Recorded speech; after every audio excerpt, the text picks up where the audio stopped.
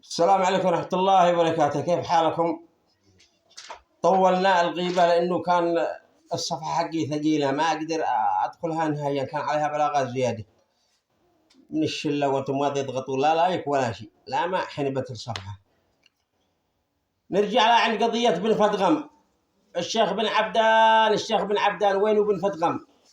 أنتم دارين أن الشيخ ابن العبدان وقف أهل دهم ورفع أهل دهم من المطرح وهو ما أحدهم، هو خارج الوطن، وذا يتواصل مع الحوثي من خارج الوطن. كيف بتخرجه وانت خارج الوطن؟ يعني انت متآمر مع الحوثي، انت متآمر على الرجال هو قام قضية عرض اعراض، قضية نخوة، جات نختكم، نخت الجوف كلها، ونخت ذو حسين وذو محمد، ونخت دهم كامل، نختكم يا دهم كامل ما استثنت حد.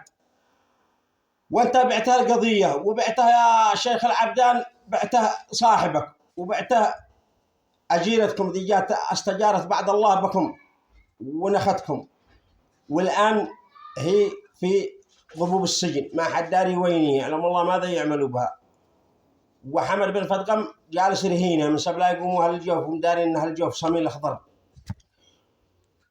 والناس وقفوا، لا عاد حد يطالب ولا عاد حد يتحاكى. كان حمد بن فدغم الآن صار من الماضي.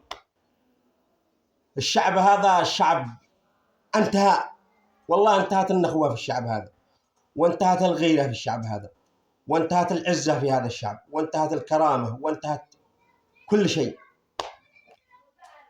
ما عاد لا في احتفالات الغدير، عيد الغدير الذي لا نزل لا في سنة ولا في كتاب ولا في القريح والاحتفالات وجماعة البوتي يقولوا قال الرسول صلى الله عليه وسلم خير أعياد عيد كربلاء. أي حين قال الرسول ولا ذكر الرسول ولا دخل فيها الرسول ولا تكلم الرسول، والشعب هناك يدي الحديث هذا وبخ 500 ولد تحته أو 800 ولد مربعين يديهم، كل واحد مربع يده وساكت متعين. ايش ده يقول الرجال؟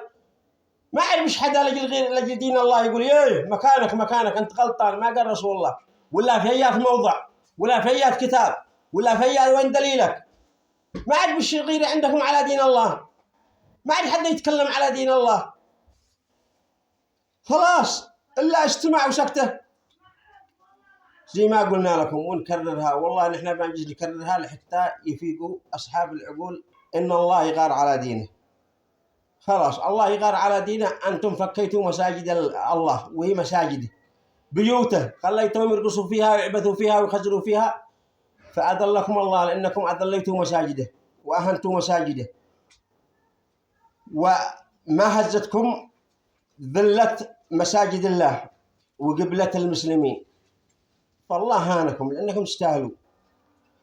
صار الدماج دماج سقطت، والشعب اليمني كله متعين لأهل دماج وهم يموتوا من الجوع ويموتوا الأطفال من قلة الحليب ويأكلوا أوراق الشجر، والشعب ما هز فيه ما اهتز. فأذلهم الله وسلط عليهم الحوثي، قزا كل بلاد وكل قرية في اليمن. وصل الحوثي بعد مجازات حق مرة حق دماج انتهك مساجد الله كلها حق اليمن، ما عادوش حق دماج بس، والشعب ساكت. فأذلكم الله في أعراضكم وفي أنفسكم. الحين يجي دعسك الحوثي ويشرشح بك وبايبزك زي الطفل. والسجن كان الشيخ يهز نص البلاد، اليوم يجي له واحد حوثي ما قبش ما حتى شنب يقول له تعال، يمسكه بإذنه هذا قم لا تحاكى بايلة في شنبه هكذا، لأنكم أذليتوا دين الله فأذلكم الله، صبرتوا على مساجد الله فأذلكم الله. إن الله يغار على دينه. وين المشايخ دي كان لا قال بصوت، قامت قبيلته وقامت قبائل اليمن كلها معه.